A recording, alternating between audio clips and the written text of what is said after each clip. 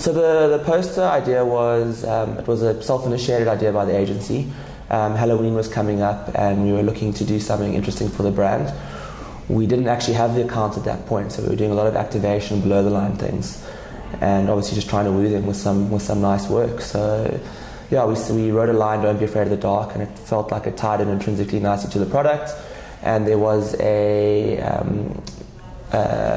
horror film festival, which was at the Loerie, and knowing their strategy to try and sort of get into the market of younger people who weren't necessarily connecting with the brand, it felt like a good place to do something a little bit different to what they were doing with the brand elsewhere. So from there we had an idea. It was kind of quite late in the game, so I think turned it around in about 2 weeks. And we went to them and he said, "Yeah, go for it." And we did it. Some of the pieces he didn't like initially. He didn't like the three-eyed wolf. He thought it was a bit scary, but he said to him, it's Halloween and it's at a horror film festival, so there's not going to be too many tannies from Brackpan there who are going to complain about it not being, a Marmite poster.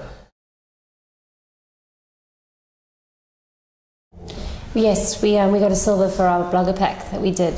That was a different project that we worked on towards sort of the middle of this year, where we wanted to tell some of the bloggers out there, some very popular bloggers in the industry, what we were doing with Marmite, what our new campaign was for the year.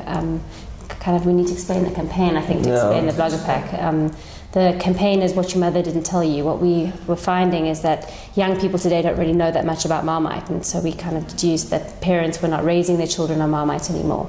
So we wrote the tagline, "If your mother didn't tell you about Marmite, what else didn't she tell you?" And our whole campaign has grown out of that. So we try to bring interesting information to young people, talking to a younger market of things that their mother either didn't want to tell them for their own good or wasn't cool enough to be able to tell them. And I think that the bloggers were just a good way to amplify that. The guys we went after have got fairly large followings and things like that. And in terms of the campaign itself, bloggers are things your mom didn't tell you about, and the things that they tell you are things your mother probably didn't tell you about either. Yeah, so they were talking our language very much, and they were very much targeted at the young market, the younger crowd. Yeah.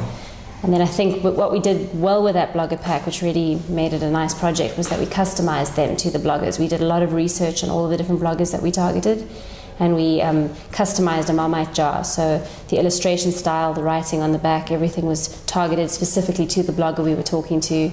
The look at everything that we used, the look and feel, the graphics, the colors, and then we tied it in with an object that we felt related to that blogger, and we gave a fact on that object on the back of the label, and then that tied back to the Marmite website where we featured the blogger and we featured that fact. Yeah. So it just was a nice 360-degree way of bringing everything together for the campaign. I think as well it was a way to try and get their permission for using them on our website. We didn't really ask first. Flattery gets you everywhere.